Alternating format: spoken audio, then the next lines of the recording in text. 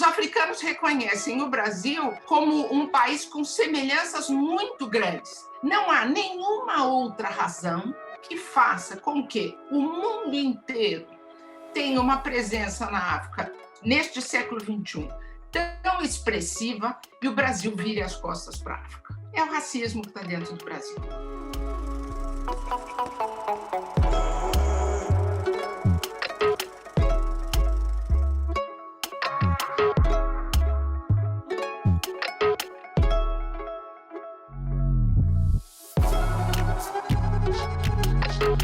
Olá pessoal, sejam bem-vindos, sejam bem-vindas ao Entre Linhas, que é esse nosso espaço em que nós conversamos com pessoas que nós consideramos que têm grandes contribuições para a compreensão do nosso mundo, para a compreensão deste período tão turbulento que nós passamos hoje. E antes de começar, eu quero te fazer um pedido. Quero te pedir para se inscrever no canal, se você gostar do vídeo, para você curtir, para você compartilhar o vídeo com as pessoas que possam se interessar pelo tema que nós vamos tratar hoje, pela entrevistada, que é muito especial, e que você comente, né? Comenta o vídeo, diga o que você acha, coloque as suas posições, as suas opiniões, que elas serão muito bem-vindas e também vão servir de subsídio para a gente ampliar a nossa reflexão. No dia de hoje eu quero conversar com alguém que há muito tempo já eu gostaria de ter entrevistado, gostaria de ter conversado, gostaria de ter trocado algumas ideias. E essa convidada de hoje é uma mulher que tem uma vasta experiência na diplomacia, na área das relações internacionais e principalmente no que tange as relações Brasil-África. Estou falando aqui da diplomata Irene Gala. Irene Gala é formada em Direito pela Universidade de São Paulo, pela Faculdade de Direito do Lago São Francisco, e possui 37 anos de carreira diplomática. Ela chefiou a representação brasileira em Gana entre 2011 e 2016 e atuou por 3 décadas em missões em Angola, África do Sul, Senegal, Guiné-Bissau, além de dirigir a divisão África 2, África Austral e Lusófona, do Itamaraty entre os governos de Fernando Henrique Cardoso e Lula. A partir de agosto de 2018, passou a fazer parte do corpo docente do curso de Relações Internacionais da ESPM, ministrando a disciplina Country Studies África. Além da vasta carreira diplomática, Irene Gala se dedica à causa das mulheres na diplomacia, que é díspara e comparada a homens de cargos diplomáticos. Para que vocês tenham uma ideia, hoje apenas 22,9% dos quadros do Itamaraty são formados, por mulheres, e somente 15,75% de diplomatas ocupam o topo da carreira. De acordo com a revista Veja, o quadro diplomata só terá paridade entre homens e mulheres em 2075. Irene, um prazer tê-la aqui, uma satisfação, uma honra imensa poder contar consigo. Muito bem-vinda ao Entre Linhas. Muito obrigada, Silvio. Olha, que prazer estar aqui com você, entrar nessa galeria de convidados que você tem e que muito me honra. Muito obrigada. Eu costumo dizer que a África tem me dado muitas coisas e hoje eu agrego mais uma coisa ótima, que é essa oportunidade de falar para o seu público e para você. Muito obrigada. Poxa, Irene, muito obrigado. Irene, eu gostaria de começar esse nosso bate-papo, porque é um bate-papo, uma conversa, justamente falando sobre as relações Brasil-África. As relações Brasil-África, elas são relações de muita proximidade, inclusive do ponto de vista da formação espiritual, eu diria, de ambos, tanto do continente africano, com as suas várias culturas, com seus vários países, enfim, mas também existe uma relação, como eu diria, uma relação contraditória, porque é uma relação de proximidade, mas também de negação, de negação dessa relação. Como você, como melhor que todos nós aqui, sabe, as relações Brasil-África, elas são relações, como eu já disse, de muita incompreensão, de muito afastamento, são permeadas justamente pelo aquilo que eu tenho falado durante muito tempo, que é a questão racial, que é o racismo. Só para lembrar aqui, o Brasil teve muita dificuldade de reconhecer, inclusive, a independência dos países africanos, e só o fez, né, depois enfim, de muita pressão, de muita luta política, enfim, quando já não era mais possível não reconhecer a independência dos países africanos. Como é que você traça o panorama das relações Brasil-África e como é que você vê essas relações contraditórias? Queria te ouvir um pouco sobre isso. Olha, tudo isso que você falou é verdade, mas eu costumo tentar pôr a relação Brasil-África em uma outra narrativa. Eu acho que a gente está muito habituado a uma narrativa das relações Brasil-África, que é uma narrativa construída sobre uma tradição de um leitor branco. Eu chamo isso de olhares brancos sobre as relações Brasil-África.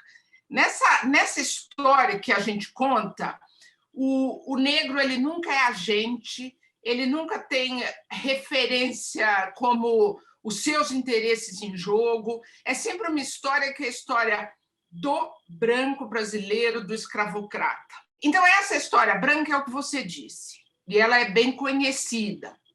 Então, era um Brasil que não reconhecia a África, um Brasil que busca só os interesses comerciais. Mas existe uma outra relação do Brasil com a África, que é a história que eu digo que é dos olhares negros. Esses olhares negros sobre as relações Brasil-África, eles datam de muito antes, e eles têm muito mais afeto associado, também muito mais dor. Mas é uma relação que pode ter uma outra dinâmica. Então, por exemplo, se a gente pensa na historiografia tradicional, que coloca as relações do Brasil com a África apenas no momento que a África se torna independente, começa a se tornar independente, eu acho que a gente está omitindo 350 anos, quase 400 anos de história do Brasil com a África. E a gente não pode omitir essa relação. A relação do Brasil com a África também tem um olhar negro que olha sobre isso e que está desde os escritos, por exemplo, dos primeiros homens e mulheres escravizados que sabiam escrever, que vieram para o Brasil, que começaram a falar dessa referência ao que havia do lado de lá e que eles haviam deixado. Então, essa é uma relação que está ainda essa história está ainda por construir. E agora, por exemplo, que o Brasil vai fazer 200 anos de independência, eu estou tentando trabalhar um texto, que vai ser um texto muito curto, mas que chama atenção para o que está na literatura negra, o que está no jornalismo negro do século XIX, que já menciona uma relação do Brasil com a África, né? Então, e aí o ator, o agente é o negro brasileiro, os interesses são os interesses dessa comunidade negra. Existe também um outro olhar, que eu chamo de olhar atento sobre as relações Brasil-África, que é aquele que combina essa complexidade de olhares. E eu me insiro nesse grupo, onde eu tento reconhecer o espaço do agente branco, dos interesses econômicos, geopolíticos, estratégicos, onde tem os interesses do homem, mulheres, da comunidade afrodescendente dos negros no Brasil, e que tem uma outra vinculação com esse voltar-se para a África, que está no discurso do presidente Lula, quando ele assume, e também qual o interesse dos africanos sobre o Brasil, porque essa história que a gente fala do Brasil e África, a gente ignora uma grande parte desse, quer dizer, a gente novamente ignora o africano, porque ele não compõe esse discurso. Então, eu acho que a minha proposta é olhar relações Brasil-África com uma outra narrativa, porque, no fundo, a gente tende a repetir essa narrativa que coloca o negro como ausente e coloca ele, quando muito, como interesse desse tráfico, dessa exploração da imagem, quando a gente diz que o Brasil tem mais da metade da população negra e a gente usa isso em discursos oficiais. Então, a minha proposta é: vamos reescrever a história, dando mais peso aos vários agentes dessa história. Agora, qual é o interesse dos africanos no Brasil, né? E como é que a gente pode falar desse interesse, levando em consideração essas complexidades que você muito bem colocou? Aqui no Brasil se convencionou dizer, enfim, na academia em geral, que a África é muito diversa. É bem verdade, a África é muito diversa. Mas eu gosto de lembrar em Nkrumah que, quando ele fez o discurso da independência africana, ele dizia que a África era uma. e que, enquanto a África inteira não estivesse livre, nenhum dos povos, e no caso Gana, não estaria livre. Então, de fato, a África é múltipla, complexa, diversa, mas a África não se entende como uma série de países divididos por fronteiras geográficas. Então, a gente também não pode insistir muito na diversidade, porque... E aí eu lembro o Emicida, num dia que ele conversou com você, que ele disse: eu só me senti não negro ou algo desse gênero, né, quando eu estava na África, porque ali eu era um deles. E ele vai para o Sudão, ele vai para a África do Sul, ele vai para a Guiné-Bissau, ele vai estar se sentindo na África, ele é um africano, certo? Então, há uma homogeneidade dentro do continente, sobretudo quando a gente olha de fora, né? Que eu acho que a gente também não pode sair dividindo muito, senão é a lógica do colonizador, né? Dividir para reinar. Você vê que eu adoro conturbar os pedaços das narrativas oficiais, né? Mas, enfim, com relação ao que os africanos esperam do Brasil, eu acho que há múltiplos momentos, né, dessa expectativa. Os africanos, eles sempre tiveram expectativa de o Brasil oferecer uma alternativa ao processo colonial. A relação da África com o Brasil, desde o período da escravidão, era uma tentativa de fugir à relação tradicional com a Europa, né? Quando o rei do Benin manda a primeira embaixada que é recebida pelo imperador brasileiro, pelo rei brasileiro logo após a independência, é uma embaixada africana. Eles procuram uma alternativa à Europa. E eu acho que isso se manteve no período a partir das independências, era uma alternativa de ligação, e eu acho que, já trazendo para um momento muito mais contemporâneo, é uma parceria num esforço de desenvolvimento, porque os africanos reconhecem o Brasil como um país com semelhanças muito grandes. A África do Sul, por exemplo, quando assume um governo de maioria negra, a África do Sul olhava para o Brasil e falava assim, os líderes, eu estava na África do Sul nesse período, os líderes sul-africanos olhavam para o Brasil e falavam: é possível construir um país mestiço, é possível construir um país onde as diferenças sejam tão grandes, até do ponto de vista econômico, porque eles herdaram um país assim, e eles precisavam fazer uma projeção para o futuro. Então, eu acho que a expectativa dos africanos é ter no Brasil um parceiro com interesses reconhecidos da mesma natureza.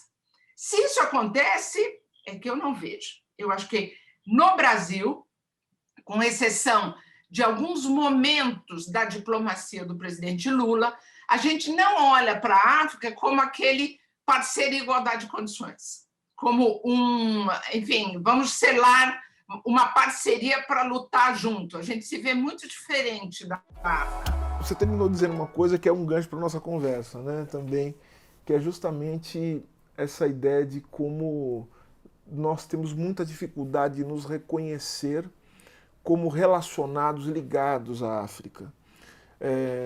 E, ao mesmo tempo, você anteriormente falou a respeito dos olhares brancos, né? Por que essa dificuldade? A que você atribui essa dificuldade de nos reconhecermos como ligados à África, como relacionados à África? Eu acho que esses anos todos me permitiram fazer uma evolução do pensamento. E eu cheguei num momento da minha análise das relações Brasil-África em que eu vinculei claramente os altos e baixos da política do Brasil com o continente africano a questões vinculadas a interesses de grupos específicos, né? Questões econômicas, essencialmente, geopolíticas. E eu comecei a avaliar que o Brasil tinha um interesse muito grande na África, mas esse interesse não estava refletido numa política externa. Isso, sobretudo, no século XXI, que a África virou assim, um destino de atenção do mundo inteiro.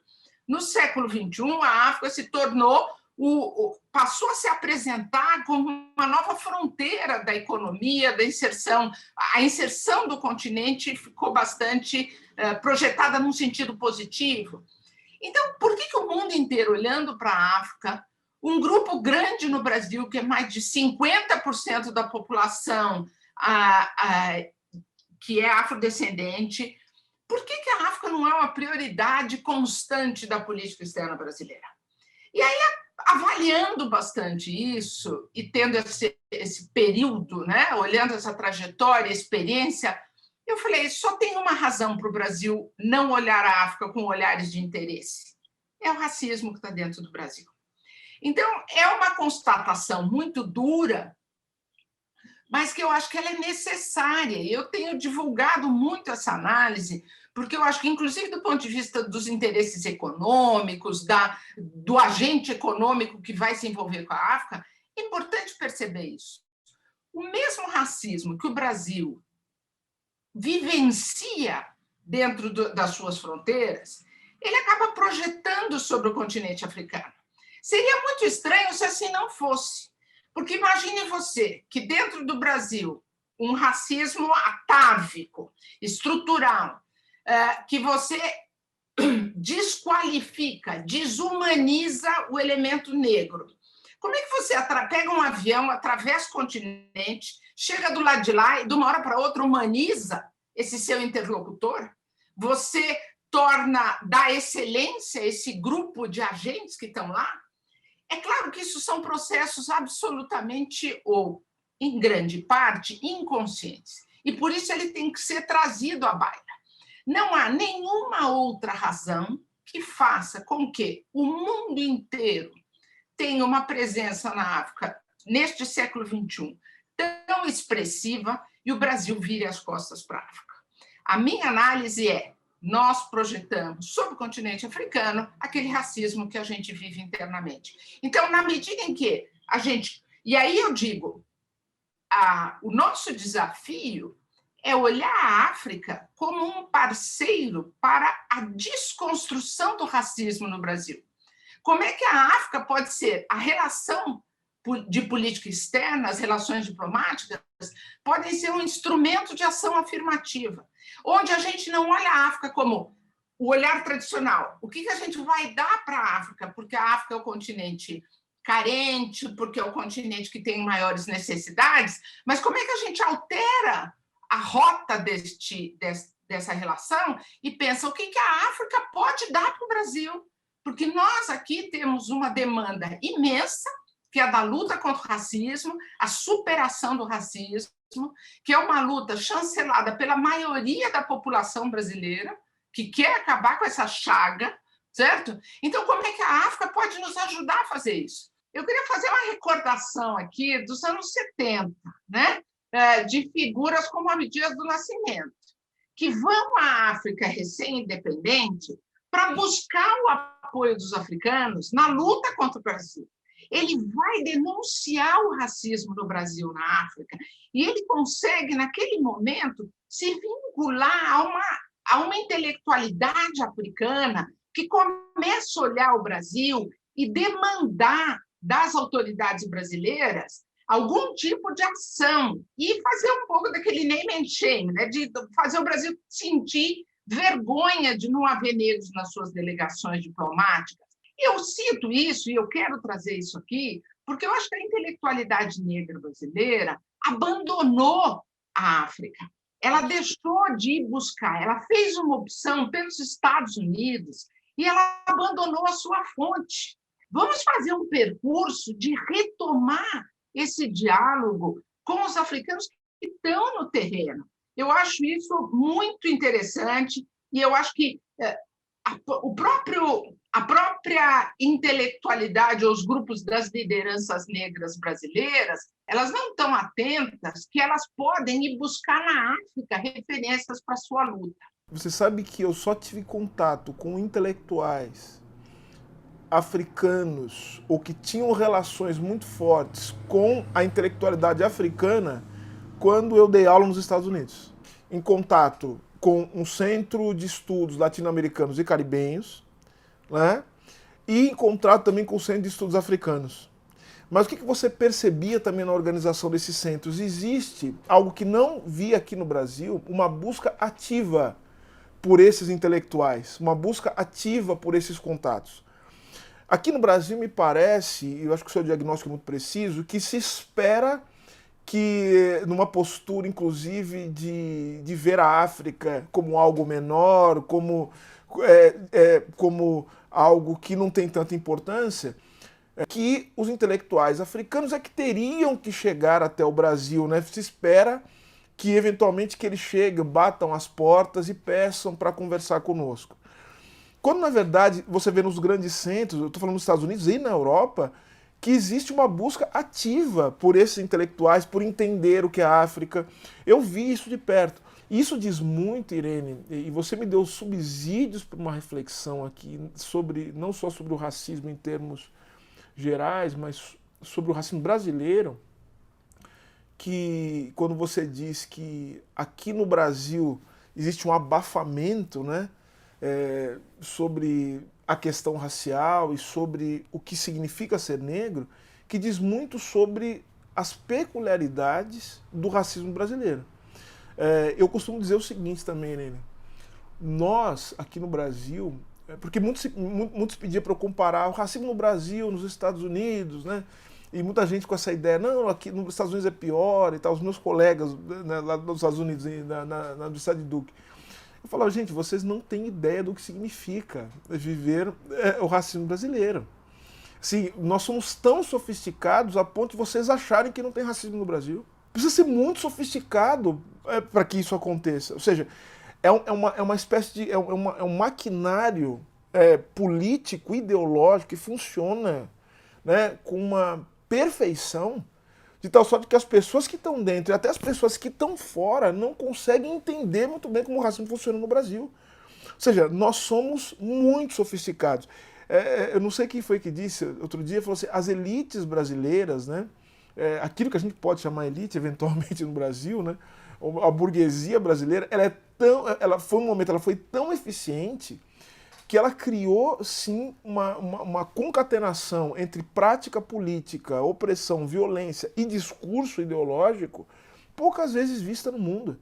Isso permite, portanto, que o Brasil seja um país desse tamanho, profundamente desigual, com uma população negra majoritária, e que as pessoas não consigam compreender muito bem como é que funciona o racismo no Brasil. Pensar na África como um espaço de tolerância é pensar um espaço de tradicional e moderno, tentando conviver e tirar o melhor dos dois. A resistência na África é com o mundo externo.